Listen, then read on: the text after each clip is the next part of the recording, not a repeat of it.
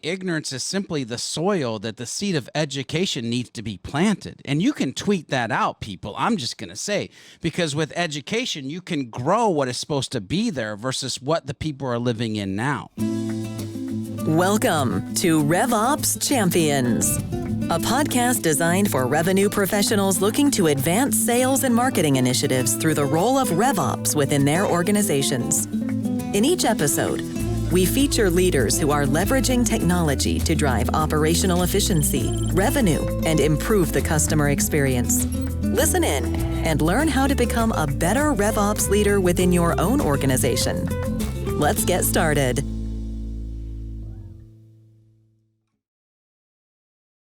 I am super excited for this episode today. I've got my friends Devyn Bellamy from HubSpot and George B. Thomas. These two are the men, the myth, the legends. And we are going to talk about online communities and the key factors to creating engaging communities. And I know it's going to be a really awesome conversation. Let's kick it off. Just for the audience that maybe doesn't know you, Devyn, why don't you go first? Tell us a little bit about yourself, who you work for, and what community that you are the most active in.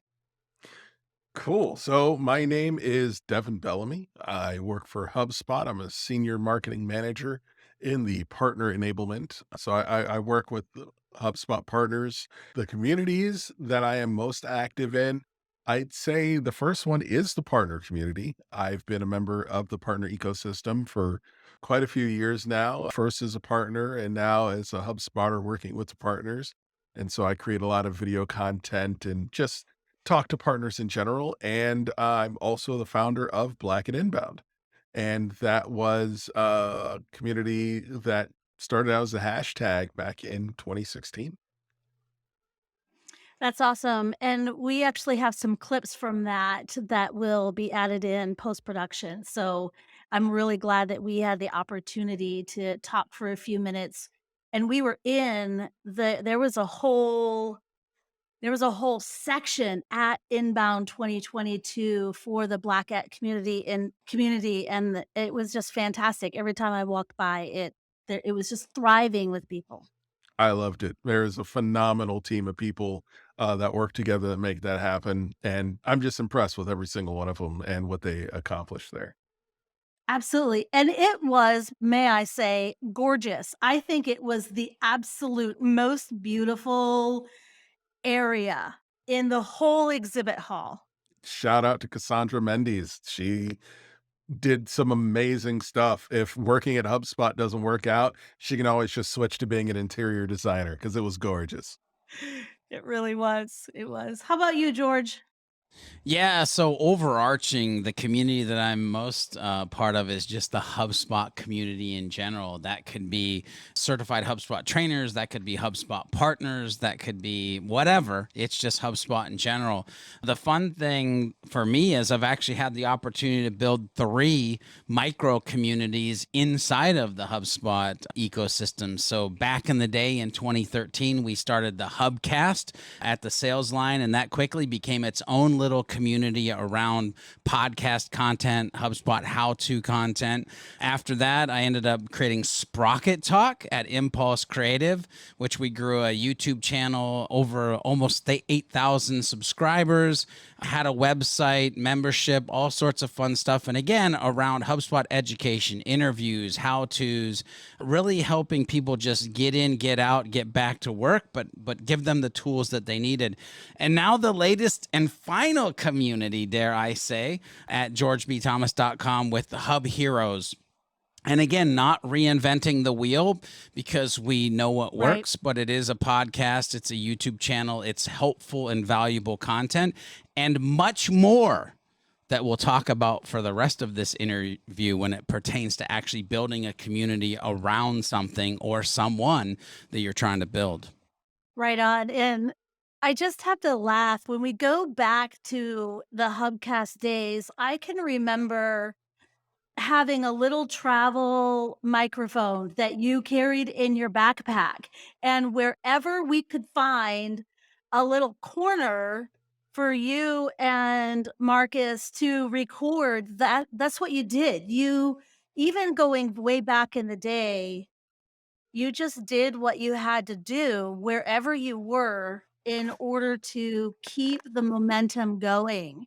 And I think that is a critical factor to the success, to the ongoing success, is just showing up every day in Yeah, whatever way you can, and it doesn't have to be perfect.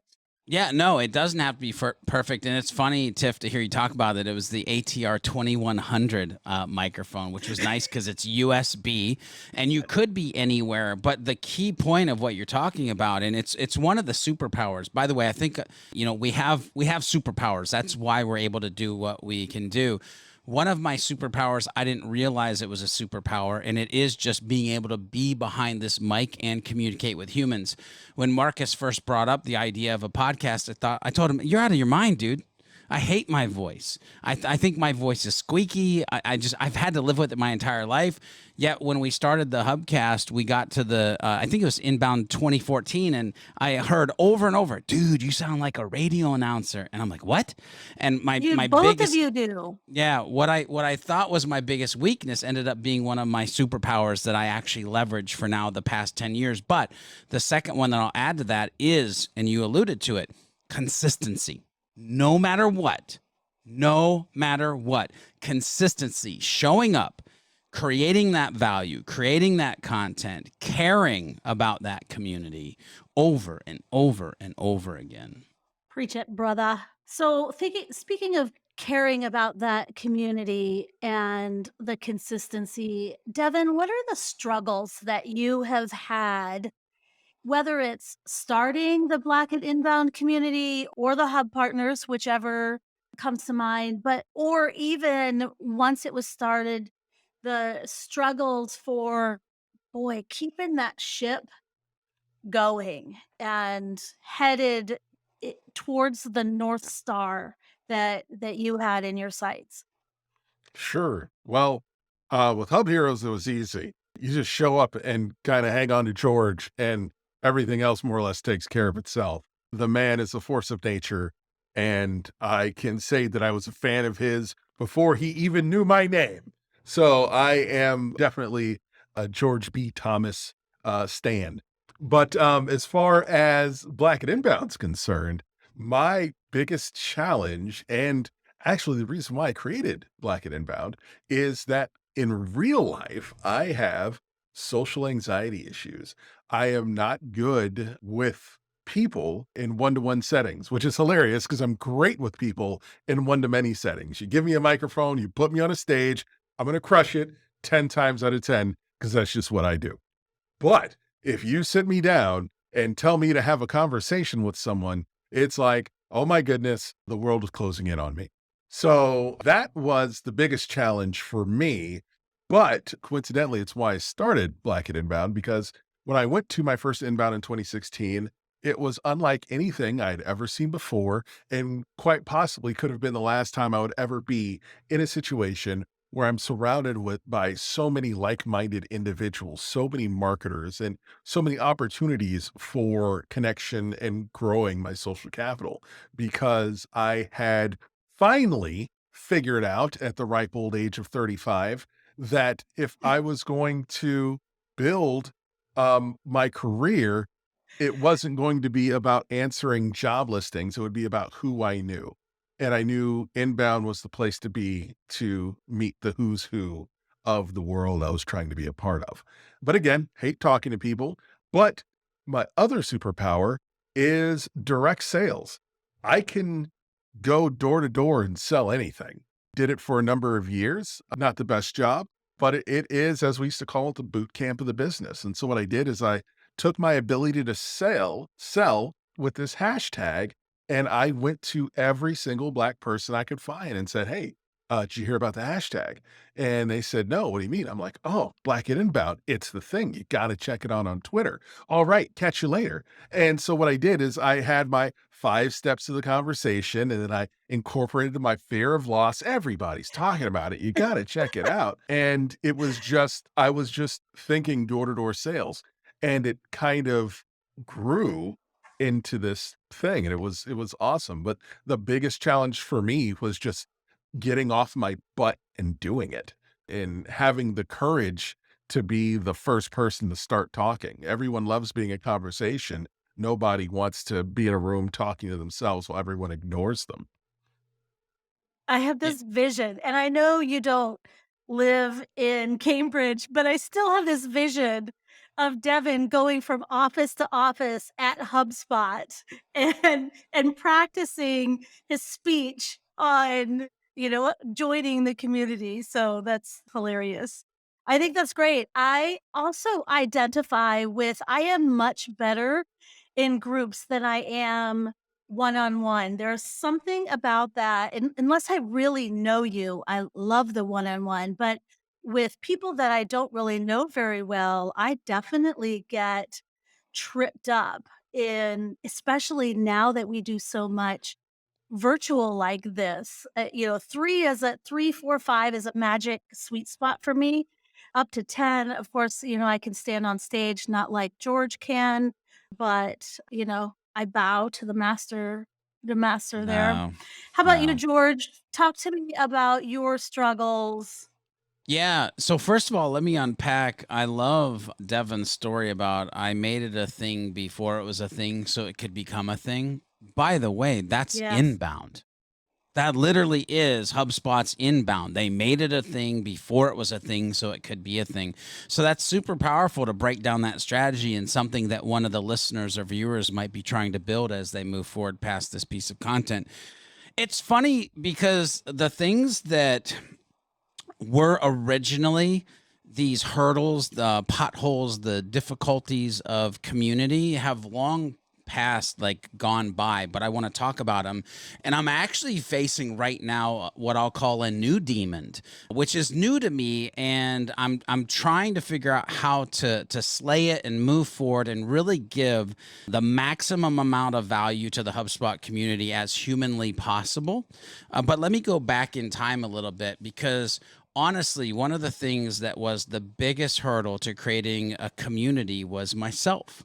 What I Mm. mean by that is my limiting beliefs of that I even belonged in the room or that anybody would want to hear the things that I would have to say. And what I had to learn along the way is that everybody will be able to create a tribe that is their tribe. And you just have to stay true to yourself. You have to believe in yourself, and you have to crush this limiting belief system that somehow gets embedded in your brain. And so there was a lot of like days and hours and years to reprogram the brain of you do belong. This is who you are. This is how they want you to show up. And so now it's like, well, of course I would create 20 tutorials today. That's how the HubSpot community wants me to show up. Or I would create a great piece of content for them. The other side of this, once you get past yourself, I'll never forget when we launched the Hubcast and I had this paralyzing thought of how am I going to come up with a new idea every single week? How am I going to come up with something that people give two craps about and just don't want to turn it off and tune out? And so this layer of idea, or ideation or creation was a huge thing at the very beginning. But then all of a sudden, your brain starts to work in a different direction.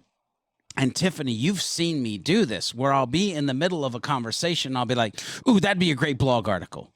Ooh, that'd be a great Yes. video. And I'm literally like content first mentality, where there's so many ideas, I don't know which one to do first.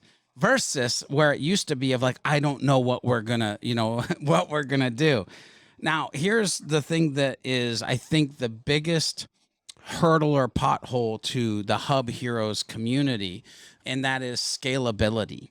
How do we create enough, fast enough, good enough to reach what once used to be 2,500 users, 4,000 partners, that is now 400,000 humans, 20,000 partners. How do we create a system, a process, a team, if you will, where we're doing the George B. Thomas thing as far as implementation, training, and coaching, but also there's this kind of side engine that really is this mini media company and creating valuable educational content at scale in the way that we like to create it, which is edutainment, entertaining and educational all in one little bundle. Yeah, so I want to dig into a couple of those pieces. I think that speaking of the limiting beliefs, I think that goes so far back into our childhood that I find myself actively having those conversations with my teenagers right now. Find your tribe, find the people. Middle school doesn't have to be miserable, although most people will tell you it was. But the sooner you find the people that think and enjoy the things that you do, the better life gets. And that's just another definition of community, whether it's online or offline.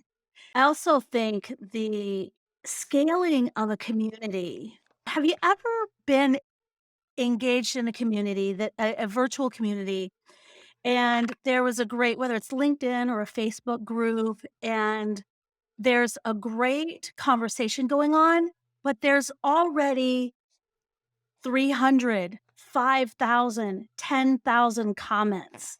How often do you guys engage when it feels like nobody's going to see this? I think that's the biggest challenge with scaling a community is how do we continue to engage as it grows, because it can't be the way that it was when there was only 100 people and you're able to just talk amongst yourselves.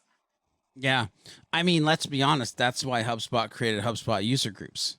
That's why churches create, these micro groups that meet in homes. That's why, in any, let's just say Sprocketeers, the Discord channel, it's different areas of conversations that you can dive into to actually have the conversations that you want with the people that you want to have them with. And so you have to pay attention at what is a macro strategy for for community growth, but then you have to think of the micro enabling of the conversations at the same time. And a lot of people, especially marketers or agencies or app partners who are like, we'll build a community, they're doing the whole lead gen strategy and not the let's have human conversation strategy at the same time with it. That's many times why communities will fail, is because we're looking at it as one prong versus the two, if not three or more, that it needs to be. For sure. Devyn, what kind, I know there's sub communities within the partner program. Can you talk a little bit about those? And are there sub communities within Blackett Inbound at this point? Sure. With Black and Inbound, it's not so much sub communities, just we have different conversation topics and Mm. our meetups can be thematic. And what we'll find is when we meet up, we'll go and we'll just get down and talk on just one particular topic. And then we'll, jump to something else. But we're all operating under you could call it the macro topic of being Black, and not just in America, all around the world. Because the cool thing about Black and Inbound, it's global, it's dope. But like, for instance, we can all have a conversation and a learning experience about what it is to be Black in corporate America in France. That was a whole conversation. I learned so much. It was wild. And in the partner community, it is, around different service offerings. It's around different HubSpot hubs. It's about questions regarding, hey, anybody have a proposal that I can show an example of? And at the end of the day, a community is an opportunity for people to nerd out about something they're passionate about. And if it's something that they're passionate enough about, there's going to be additional conversational topics and even consistent subject matter that people are going to nerd out about. Like if you look at the Star Wars universe, that's something like we can talk about nerding out about sci-fi. Then we can talk about nerding out about Star Wars. Then we can talk about the fact that if you watch The Mandalorian in the episode where Moff Gideon comes out and has the Mandalorian cornered along with all of his friends, and you look at all the stormtroopers that were extras in that, all those stormtroopers bought all of their own costumes because the company, the production company, didn't have enough stormtrooper costumes. So they found a very specific subset of nerds who just walk around and do their thing with stormtrooper costumes. Like, hey, could you come hang out? And they're like, yeah. Yeah. And so being able to find that level of niche love for what you can call a macro topic, being able to have and enable that within your community, that's when you know you're winning. When it's not about you and what you want, but it's about catering to the humans who have come together out of love for what it is that you're doing. And stop trying to steer it and make it what you want, but adapt to what it is and be able to tap into that when needed. Yeah, and by the way, let me just jump in. Let me jump in for a second because that's the 501st Legion. By Right? the way, the 501st I knew you would know it. I knew you would 501st know. Legion of stormtroopers that had their own outfits that showed up on set. And if you go to Disney Plus and watch the making of The Mandalorian, you literally get to see how dang excited and kind of part of the process around that. And just to be able to say you're part of the 501st Legion and that you got to do that is like, you know how much social, like, just juice there is out there for people to like even go check out stuff. We're talking about it right now. I have envious goosebumps. I literally have goosebumps thinking about how that must have felt for those people. Because I know how I would have felt if I would have had the experience to go be C3PO.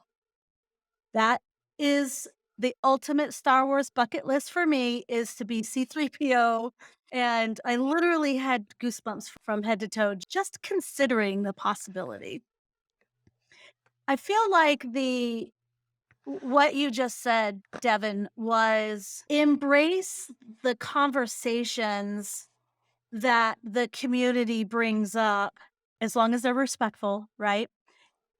Despite the fact that it may not be like your key topics. For example, if you're talking about being Black in this community, I would imagine that there's a lot of conversations that don't have anything to do with marketing or HubSpot, but about your life experiences in this world.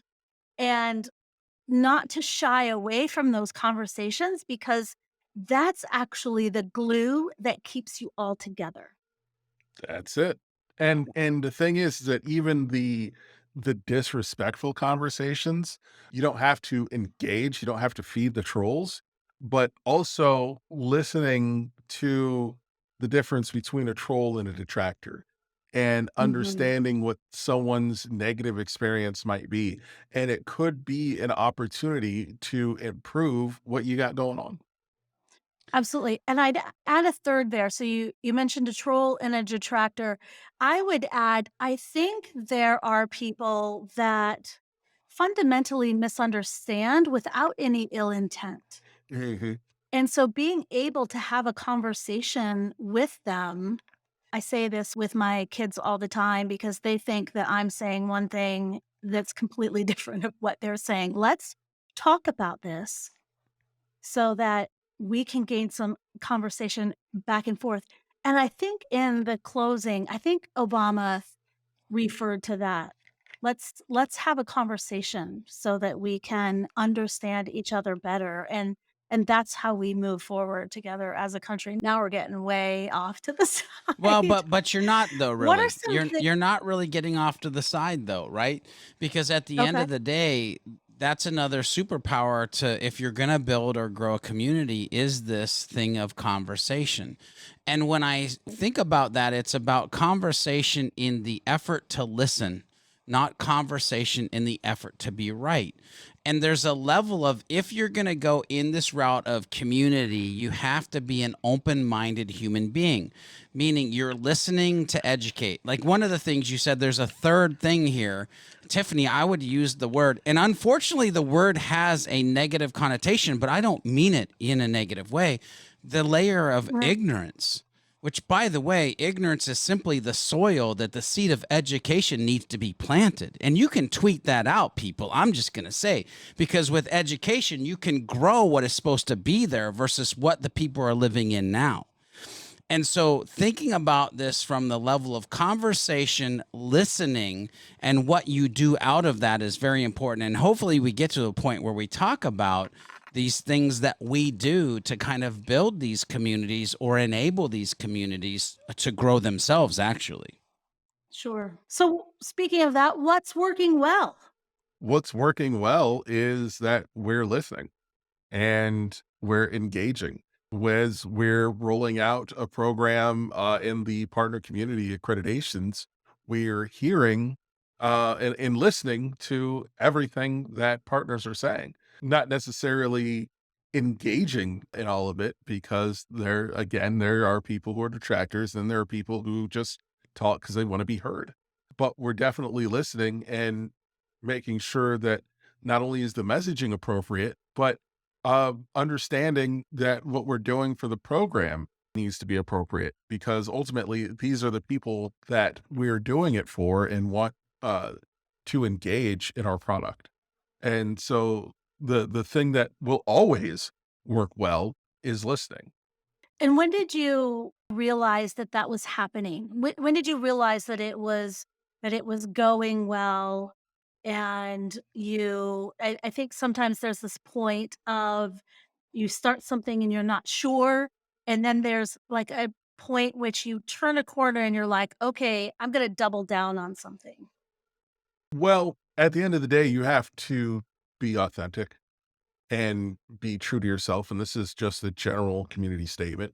There is a line between doubling down and aligning with your community and pandering.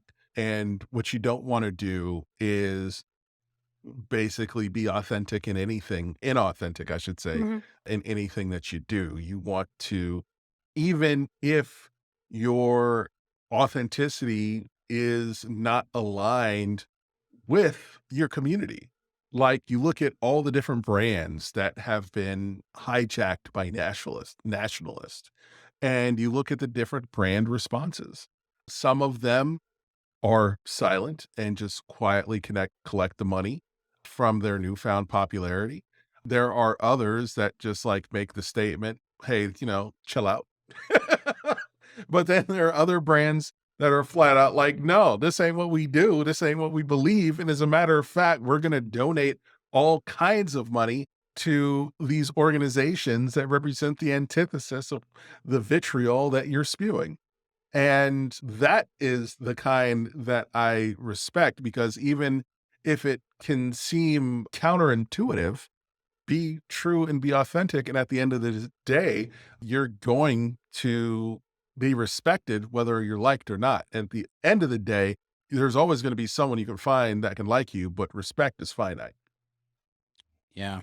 And I get in trouble for this all the time because there are brands that I respect for them standing up for what they believe in, even though what they believe in is not what I believe in. And thank goodness we live in a country where we can do that. And that gets me in a lot of conversations that are sometimes hard to navigate, because having respect for someone that has a different opinion, I think we're still learning how to navigate those kinds of conversations. George, I feel like you're just biting your Yeah. lip waiting, so you Yeah. can go now. No, it's good. And it's funny because part of me wants to unpack what you just said, and the fact of, well, that's when you know that you actually accept the humans for who they are and not maybe what they've done. But anyway, that's a whole deeper conversation. What I want to get back to is your question around this, well, what's working? And for me, I've noticed two things that have been vitally important to this new journey that I'm on with Hub Heroes and the George B. Thomas brand and all that good stuff. One is actually going the extra mile. Taking time to produce or create something that is at a deeper level versus what has been okay on the internet up until this point is a lot of surface level content, a lot of surface level conversations, but actually going the extra mile. Right. A great example of this is the fact of even trying to go the extra mile of getting Max Cohen and Devyn Bellamy to meet on a weekly basis to create a piece of content for a HubSpot community. That's extra mile. Making sure that we actually had almost 27 ideas in the can before we hit the record button for the first episode.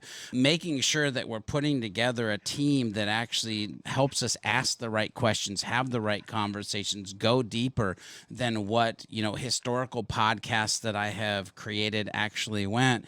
Going the extra mile is always a good thing. Add into that a second layer of do what feels like it's unscalable.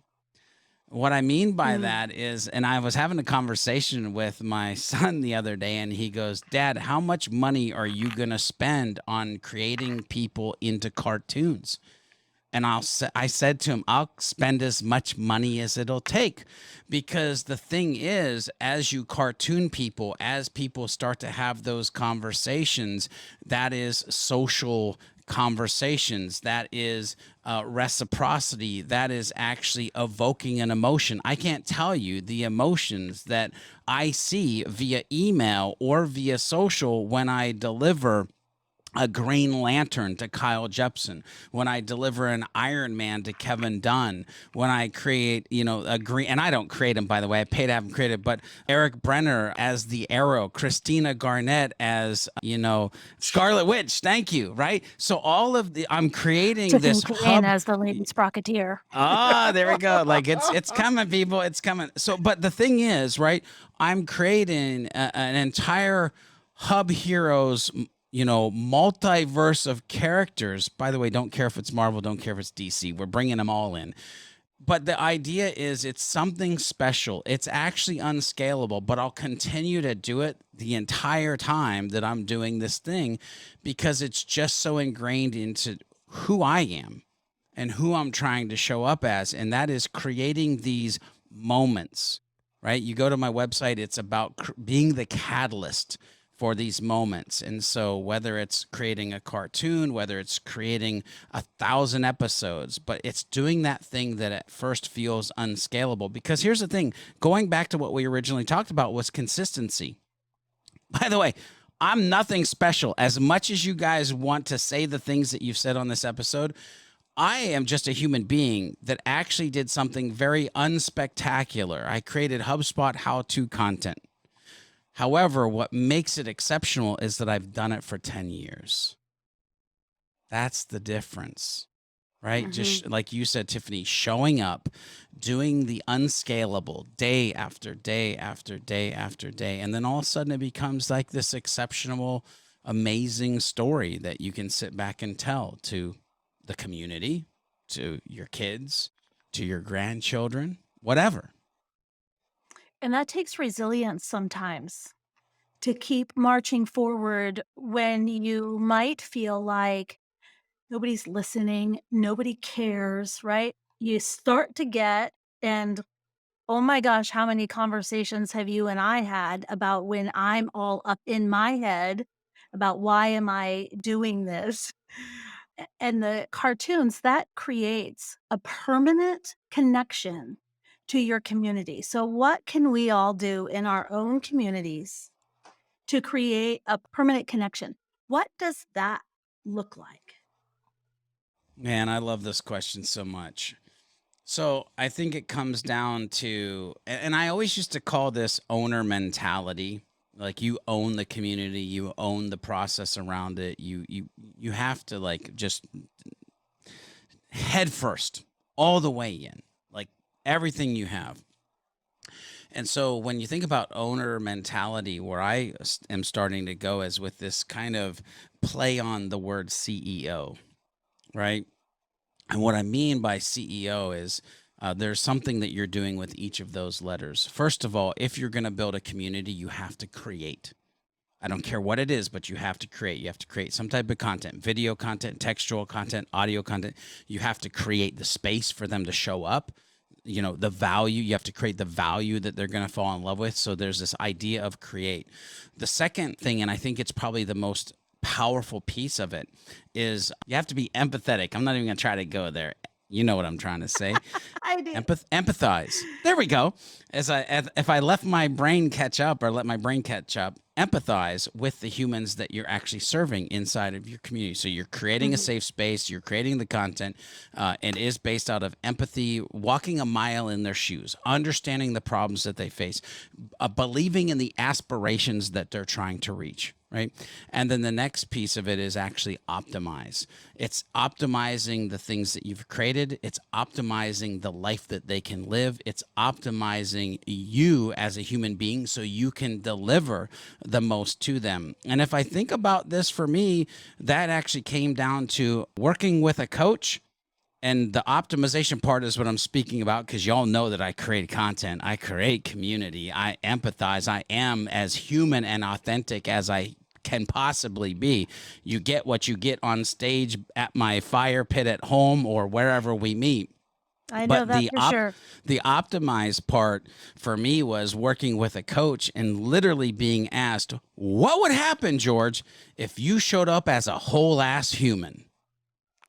And actually optimizing myself because I forgave who I was in my younger years to then have more power to be who I am going to be in my next years. I feel like that's a whole episode. I want to talk to the naysayers who are listening right now, who would say, but Devyn and George, there's no ROI for a community. I know this is going to get you guys really hot. So I'm excited to hear.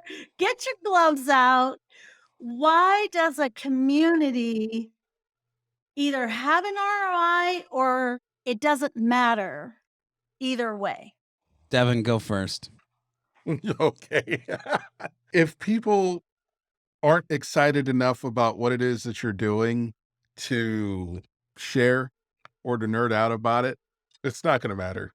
And the other thing is that if your product or service or something about the problem that you solve doesn't impassion people, you're in the wrong business.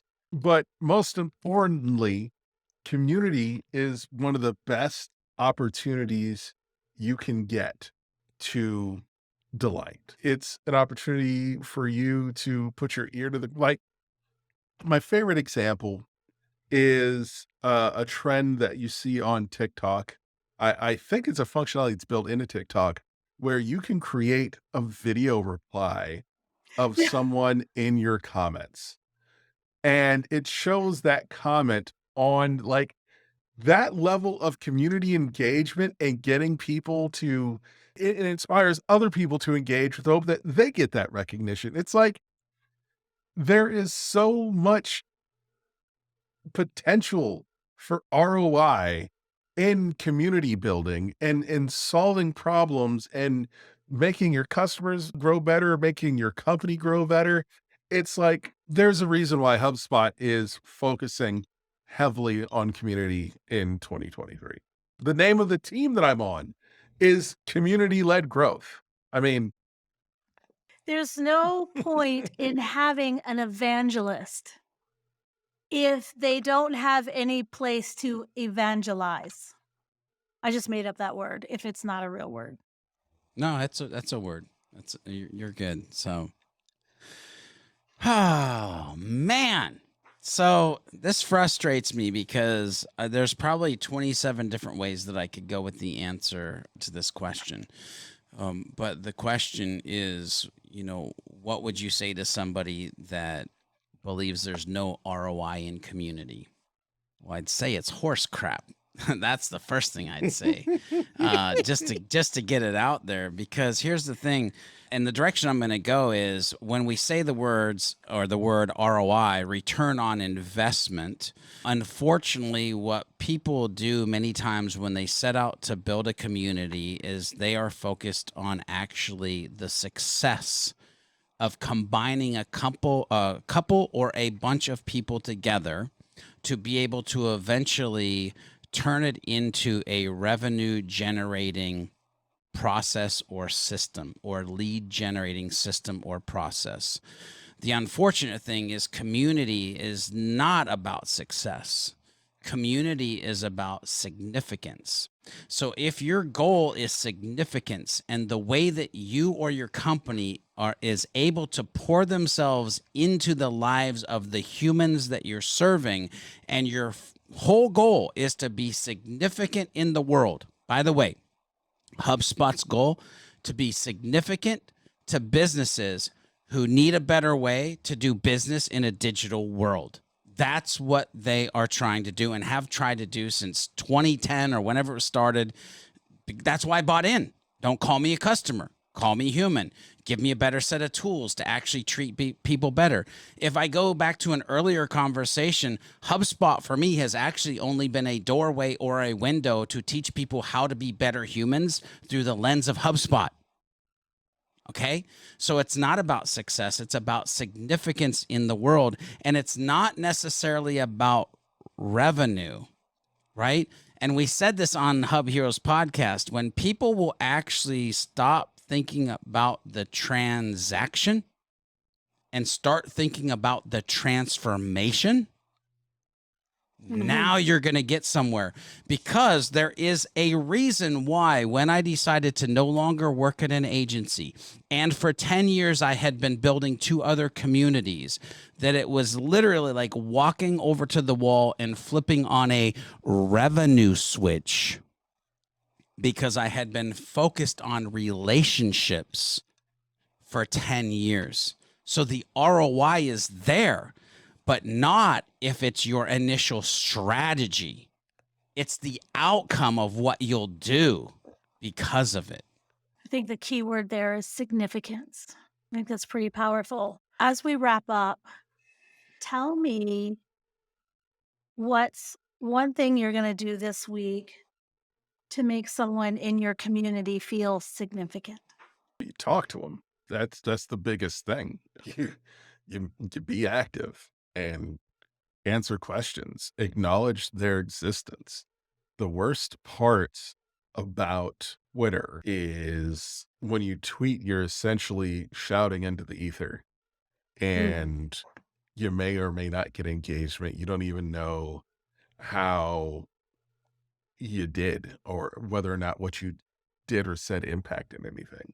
But when you're engaging in a community, when someone says something or asks the question and you acknowledge them, and the person who you're acknowledging knows that you are someone who is well known in the community, it makes them feel like huge. Gary V is a master of it. Gary V is one of the reasons why I started Black at Inbound. I tweeted and tagged him, and I had just seen him. I wish that I could go out and meet more people at this event. And he's like, and he tweets me back and he's like, do it. And I'm like, you know what? I am going to do it, Gary V. And that level of engagement, interaction only takes a second, but it's the most powerful thing you can do. Yeah. I plus one that all day long, without a doubt. And it's funny because I both love this question, Tiffany, and I hate this question, because people will immediately try to like engineer some spectacular, masterful thing to make somebody feel special. And it's not needed. My answer to you to make somebody feel special this week is I'm not going to be a douchebag. I'm going to be somebody who is willing to pick up. So yeah. But here's the thing. Yeah. But here's the thing though. Like, it's simple. right? And it sounds funny, but I'm going to be the type of person that's willing to pick up the phone. I'm going to be the person that's willing to return the text, no matter if there's money involved or not. I can't tell you how many times I've got on a Zoom call and they start out, I can't believe, I feel like I'm actually part of a YouTube video right now. I can't believe I'm on the call with you. And I'm like, that doesn't matter. Or even let's take Grant and Sprocketeers as an example. He reached out. Would you be willing to be on a podcast episode? Absolutely. It's my first episode. I don't care. I'm not going to be a douchebag.